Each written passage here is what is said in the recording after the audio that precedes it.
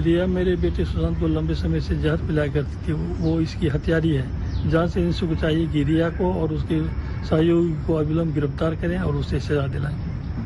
इसका कौन सा प्रूफ है कि उसने फांसी लगाया? मैं तो कह रहा हूं गला दाब के मार दिया गया, बेल्ट से फीता लगा के मार दिया गया। तमाम चीजें जांच का विषय है।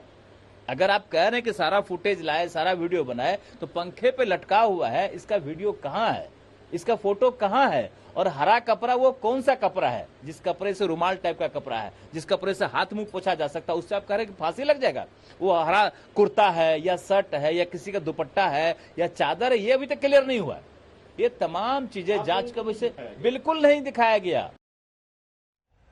तो सुना आपने नीरज सिंह, जो कि उनके चचेरे भाई हैं, वो कह रहे हैं कि हमें क्या पता कि कैसे मौत हुई, हमने तो देखा नहीं शव को लटके हुए, क्या जाने किसी ने गला घोट कर मार दिया हो।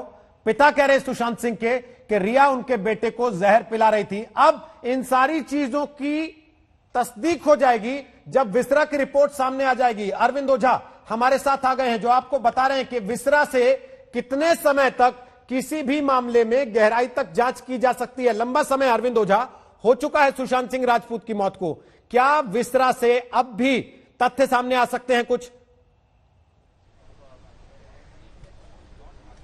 जी बिल्कुल, अभी भी तथ्य सामने आ सकते हैं, क्योंकि जो एम्स है देश का सबसे बड़ा अस्पताल, और वहां जो फॉरेंसिक एक्सपर्ट हैं वो देश के जाने माने एक्सपर्ट हैं। और जैसा मुनीस पहले आपको बता रहे थे कि एफबीआई की तर्ज पर इस पूरे विसरा रिपोर्ट की जांच होगी। और देखिए, मैं आपको फिर बता रहा हूं कि मुंबई पुलिस ने जब पोस्टमार्टम की थी, विसरा की जांच की थी, उसके अलावा 20% जो विसरा था वो प्रिजर्व करके मुंबई के एक फॉरेंसिक अस्पताल में रखा गया था। तो वो जो 20% जो विसरा है वो उसकी भी जांच एम्स करेगी। इसके अलावा मुंबई पुलिस ने जो सीबीआई को फैक्ट फाइंडिंग दी थी उसकी भी जांच करेगी। और विसरा रिपोर्ट किसी भी केस को क्रैक करने में बहुत अहम रोल अदा करता है। एक भी आपके पास अरविंद ओझा मुंबई में आप मौजूद हैं। अंजना कश्यप, सबसे बड़ी चीज ये कि लगातार जब से नारकोटिक्स कंट्रोल ब्यूरो इस मामले में एक्टिव हुआ और जब से रिया के ड्रग कनेक्शन सामने आए और 3 लोगों ने वहां कह दिया एनसीबी के सामने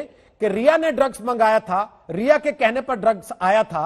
अब जब विसरा जांच होगी तो जो ड्रग ओवरडोज को लेकर या ड्रग्स की वजह से मृत्यु को लेकर सवाल उठ रहे हैं, उन पर भी रोशनी पड़ जाएगी विसरा रिपोर्ट से।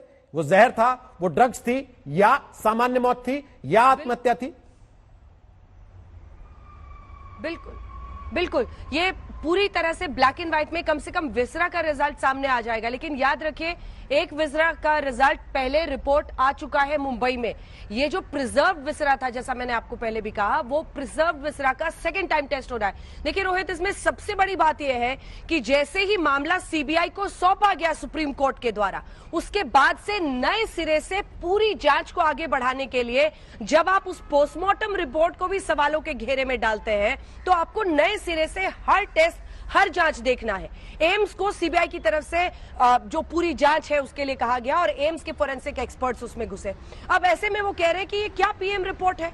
आपने जो ये पिक्चर्स दिख रही है, इन पिक्चर्स में ये फोटो अटैच करके आप सोचिए 3 डॉक्टर्स की टीम गई है।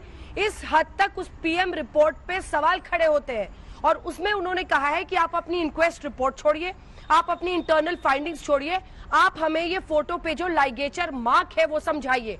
हैंगिंग में गले के बीचों बीच इस तरह से बिना खरोच के कोई भी बिना इस तरह का बीचों बीच गले के straight line horizontal ligature mark होता ही नहीं है। आप समझाइए ना, आपने इसके बारे में पीएम रिपोर्ट में कुछ भी नहीं लिखा है, तो आप ये बताइए कि आप इसको कैसे एक्सप्लेन करते हैं?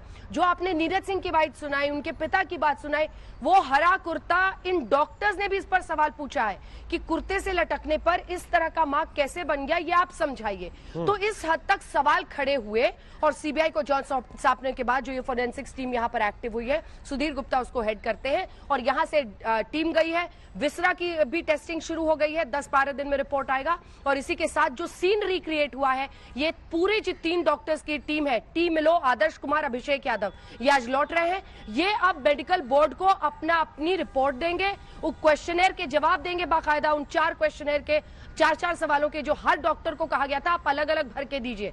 5 ऑटोप्सी डॉक्टर्स को उस क्वेश्चनर का आंसर देना था।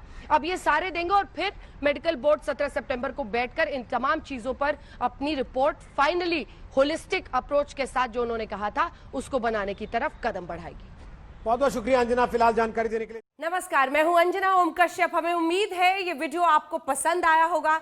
लेटेस्ट खबरों के लिए यूं ही देखते रहिए आज तक, और इस वीडियो के पसंद आने पर लाइक, शेयर एंड सब्सक्राइब करना ना भूलें।